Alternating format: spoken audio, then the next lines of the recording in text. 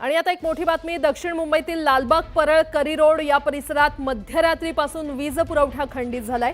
अनेक ठिकाणी phase down झाल्यामुळे लालबाग परिसरात बेस्ट विद्युत पुरवठा खंडित झालेला आहे। पाऊस नसतानाही तब्बल 3 तासांपासून बेस्ट विद्युत पुरवठा खंडित आहे। तर बेस्टचे ग्राहक सेवा क्रमांक बंद असल्याने नागरिकांचे हाल होत आहेत। आणि या संदर्भात अधिक माहिती देत आहेत आमच्या प्रतिनिधी सुस्मिता भदाणे पाटील आपल्यासोबत जोडल्या गेलेले आहेत। सुस्मिता, दक्षिण मुंबईतला किंवा लालबाग परळमधला वीज पुरवठा मध्यरात्रीपासून खंडित असल्याचं कळतंय, नेमकं कारण काय अपडेट आणि वीज पुरवठा सुरळीत कधी होईल? खरं तर दक्षिण मुंबई सारख्या औद्योगिक केंद्रामध्ये आणि देशाच्या आर्थिक राजधानीमध्ये कधीही विद्युत पुरवठा खंडित होत नाही। बेस्ट कार्यवाही यापूर्वीही आपण अनुभवली असेल तर काही मिनिटांमध्ये अशा पद्धतीचे टेक्निकल ज्या वेळेला तांत्रिक बिघाड होतात ते सोडवण्यात येतात। परंतु गेल्या काही दिवसांमध्ये ओव्हरलोडचं प्रमाण वाढल्यामुळे गेल्या 3 दिवसांमध्ये अनेकदा आपण बघितलं मुंबईतल्या अनेक भागांमध्ये फेज डाऊन झालेले आहेत, फ्यूज डाऊन झालेले आहेत।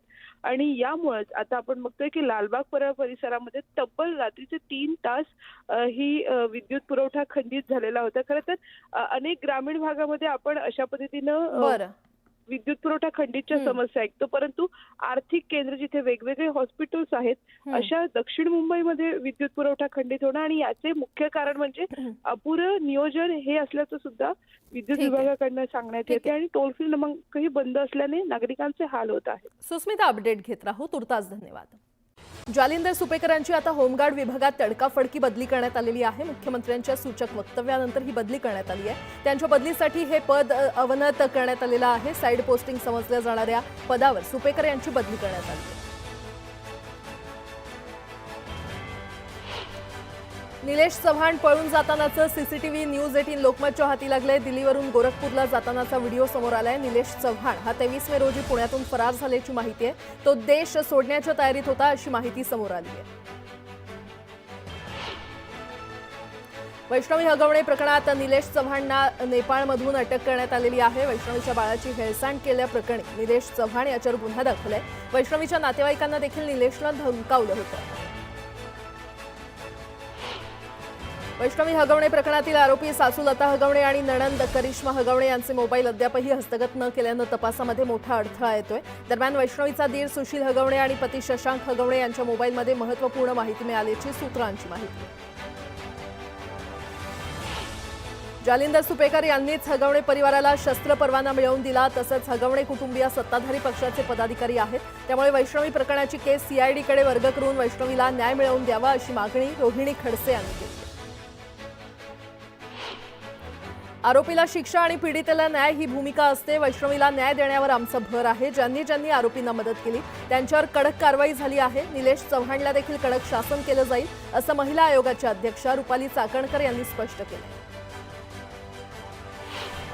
निलेश चव्हाण यानं स्वतःच्या पत्नीचाही छळ केला, त्याबाबतही त्याला शिक्षा व्हायला हवी अशी मागणी अंजली दमानिया यांनी केली आहे। संपूर्ण हगवणे कुटुंब त्यांच्या संपर्कात होतं आणि त्यामुळे निलेश चव्हाण याला अटक झाल्यामुळे बऱ्याच गोष्टी उघड होतील असंही त्या म्हटलं। निलेश चव्हाण नरकात जरी गेला असता तरी त्याला बेड्या ठोकल्याच असत्या अशी प्रतिक्रिया रुपाली पाटील ठोंबरे यांनी दिली आहे। त्यांनी पिंपरी चिंचवड पोलिसांचे आभार मानले। पुणे मेट्रोचे दोन्ही मार्ग पूर्ण क्षमतेनं सुरू असताना वनाज ते चांदणी चौक आणि रामवाडी ते वाघोली या मेट्रो मार्गाचं विस्तारीकरण प्रस्तावित आहे। यासाठी महामेट्रोनं विकास आराखडा तयार केला असून याला राज्य सरकारची देखील मंजुरी मिळाली।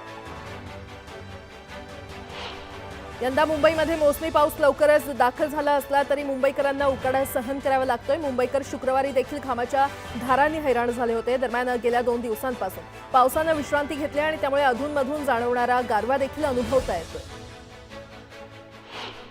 कांदिवलीमध्ये सोमवार आणि मंगळवारी पाणीपुरवठा बंद राहणार आहे। जलवाहिनी जोडणी आणि झडप बसवण्याचं काम महापालिकेकडून हाती घेण्यात येणार आहे।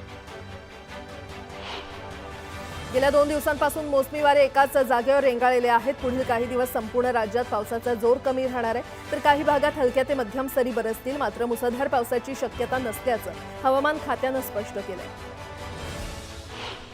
11वी प्रवेश संकेतस्थळाला लागलेले तांत्रिक अडचणीचं ग्रहण 5व्या दिवशी काही अंशी कमी झालंय। अनेक समस्यांनी 4 दिवस त्रस्त असलेल्या विद्यार्थ्यांना शुक्रवारी काहीसा दिलासा मिळाला आणि त्यामुळे विभागीय शिक्षण उपसंचालक कार्यालयामधील मदत कक्षामध्ये देखील गर्दी ओसरल्याचं दिसून आलं। ITI ऑनलाईन प्रवेशाला विद्यार्थ्यांचा चांगला प्रतिसाद मिळत असून गेल्या 15 दिवसांमध्ये सुमारे 99,494 विद्यार्थ्यांनी अर्ज केले। यापैकी 87,312 विद्यार्थ्यांनी शुल्क भरून आपले अर्ज निश्चित केले, तर 35,128 विद्यार्थ्यांनी पसंतीक्रम भरलेले आहेत।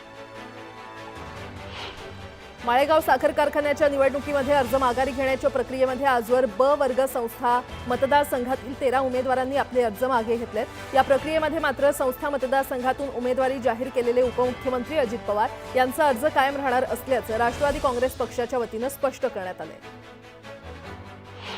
इंडिगो एअरलाइन्सच्या देशभरातील सुमारे 26,000 कर्मचाऱ्यांना वर्षातून 2 वेळा वेतनवाढ देण्याचा निर्णय कंपनीनं घेतलाय। कंपनीच्या व्यवस्थापन समितीच्या वरिष्ठ अधिकाऱ्यांशी झालेल्या बैठकीत हा निर्णय घेण्यात आल्याचं भाजपचे कार्यकारी अध्यक्ष रवींद्र चव्हाण यांनी सांगितलं। मुंबई महापालिका प्रशासनानं नागरिकांना सुधारित मालमत्ता कराची देयक पाठवली असून सरासरी 15.89% वाढ करण्यात आली आहे। याविरोधात विरोधक आणि नागरिकांमध्ये तीव्र प्रतिक्रिया उमटल्यात। मात्र ही वाढ कायद्यातील तरतुदींचा आधार घेऊन करण्यात आल्याचा दावा महापालिकेकडून करण्यात आला आहे।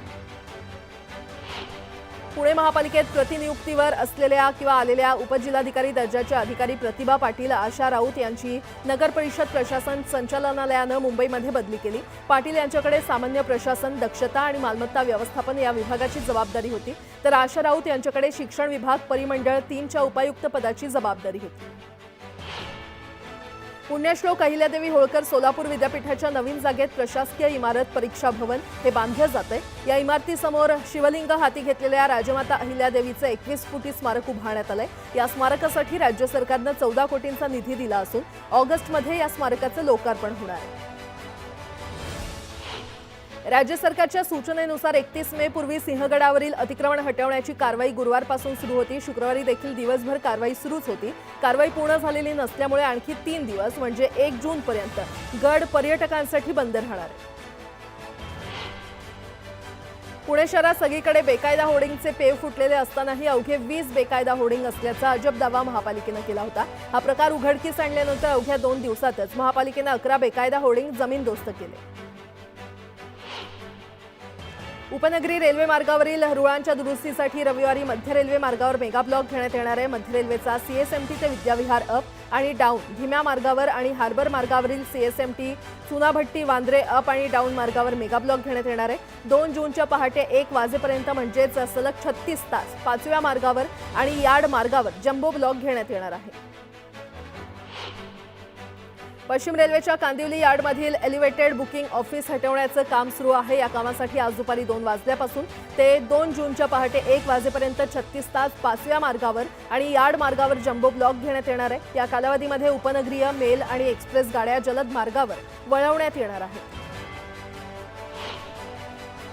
मे महिन्यामध्ये झालेल्या पूर्वमोसमी पाऊस, गारपीट आणि वादळी वाऱ्यामुळे महाराष्ट्राला झोडपून काढलंय। राज्यातील 49,228 हेक्टरवरील उन्हाळी पिकं, भाजीपाला आणि फळांचं नुकसान झालंय। पावसानं पिण्याच्या पाण्याची चिंता मिटवली असली तरी उन्हाळी पिकांचं मोठं नुकसान झालंय। इयत्ता 10वी-12वीच्या परीक्षेत विशेष प्रावीण्यासह यश संपादन करणाऱ्या अनुसूचित जमाती प्रवर्गातील विद्यार्थ्यांना प्रोत्साहन देण्यासाठी आदिवासी विकास विभागाकडून राघोजी भांगरे गुण गौरव योजना राबवण्यात येते। त्याअंतर्गत 10वी-12वीच्या यशवंतांचा प्रकल्प कार्यालय, अप्पर आयुक्त आणि राज्यस्तरावर सन्मान केला जाणार आहे। अनुसूचित जमातीच्या संबंधित विद्यार्थ्यांना 5,000 ते 30,000 रुपयांपर्यंत रोख बक्षीस देण्यात येणार आहे।